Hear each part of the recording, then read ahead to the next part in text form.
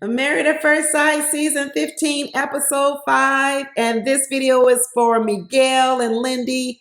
Please watch my videos on the other couples. At the end of this video, there will be a link above my head. You can click on it and go on right into it. And I also do the after party, y'all. So if you're new here, welcome to my channel. Don't forget to subscribe, like, and please leave a comment. Introduce yourself. I love to talk to you.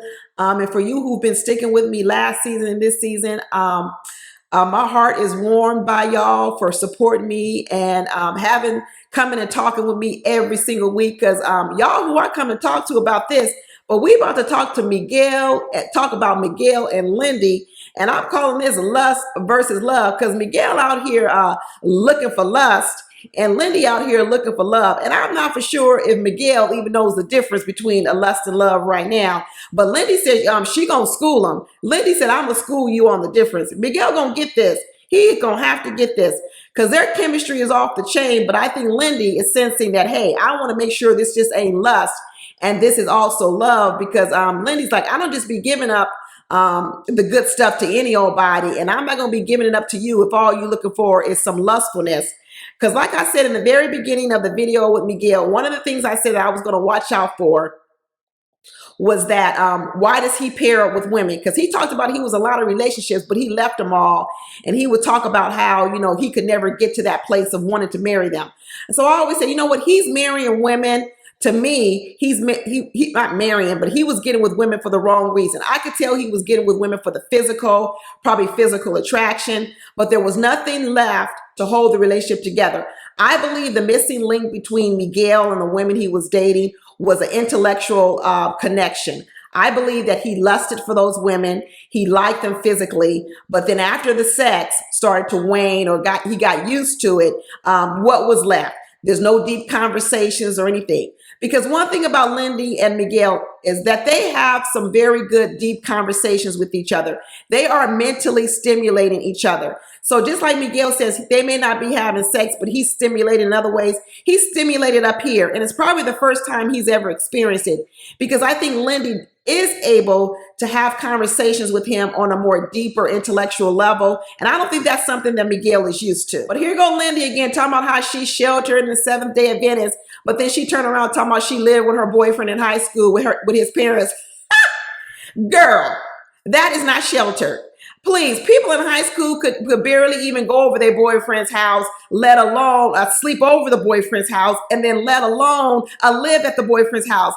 I don't know what Lindy thinks sheltered is. I don't know where she's read what other kids were doing or what other kids do, or maybe I'm just, but I can imagine somebody letting their high school kids sleep over their boyfriend's house. That ain't sheltered. And this whole thing that Lindy started talking about ring before spring, let me tell you, a lot of women need to hear that, Lindy. That don't mean you get married, but women need to be going to college for more than getting a diploma. They do need to be looking, if they want to get married, see if there are any suitable people in college. It doesn't mean they have to get married in college. Doesn't mean they have to get married the year after. But I don't think there's nothing wrong with telling your daughters, hey, when you go to college, walk up and down them aisles. You might find something you want to purchase for later on or put on layaway. I don't know. Ain't nothing wrong with it. Keep your options open. Don't never slam the door. I understand women want to be have careers and do a lot of things before they get married. But that don't mean you can't window shop. That don't mean that if you see something you like, you can't put it on layaway. You know what? Hey, women got to be able to do more chew gum and tie shoes at the same time. Don't be don't be one track minded. Shoes, just like single women, if you out here going to work every single day, you can go to work and also check out the man on the subway or the man down the hall in the other office. You can do more than one thing at once. You ain't got to be tunnel vision. But I think what Lindy's trying to get to is she's trying to tell Miguel she doesn't have a lot of sexual experience because she's figured out that Miguel got a lot of it. Miguel probably done had a lot of one-night stands. He's in and out of these relationships. And she said, I don't want to be your next victim. And so what she's doing now is she's starting to press him now more for more assurances because she's like, I'm not going to be your next victim, Miguel. I'm not going to be a you love me and leave me kind of thing. Not at all. But then Miguel, on the other hand, is talking about, you know what, I need sex so I can fall in love with you.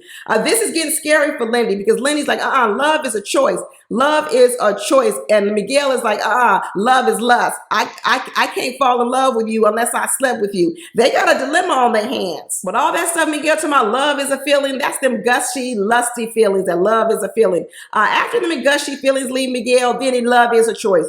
You have to choose every day to love your spouse. Lindy is right about that. It doesn't mean it doesn't start off as lust, but lust needs to grow into love, which then means love is a commitment. It's a conscious decision. It's just like, oh, I don't feel like loving you today, so I don't love you. Oh, I love you tomorrow. That's why marriages be falling apart, because everybody be waiting for the feeling. Sometimes you don't feel like getting up and helping your baby in the middle of the night, but does that mean you ain't no mama? No, you still a mama because you committed to being a mother. Just because you don't feel like getting up don't mean that you don't make the conscious decision to get up.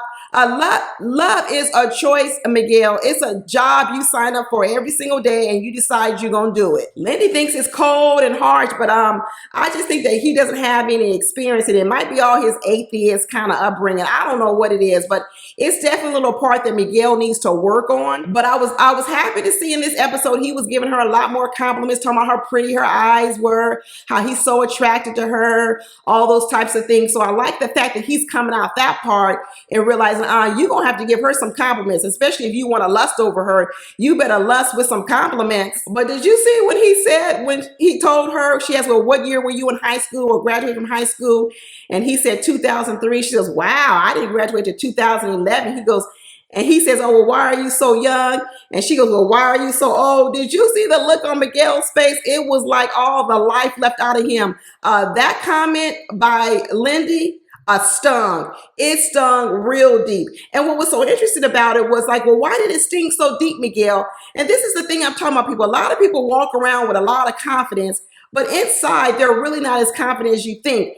And I think that look that Miguel gave exposed that although he's walking around with confidence with Lindy, he's not as confident as he tries to say. And that was the first time when Lindy said something about him that may not have been so complimentary. And let me tell you, his face looked like he had lost his best friend. And so, you know, Miguel's telling the whole story about his mother. His mother had schizophrenia and how he grew up and how he somehow felt neglected by his mother, how he harbored some resentment or anger towards her until he later on could actually understand the disease of schizophrenia and understand that she was doing the best that she could.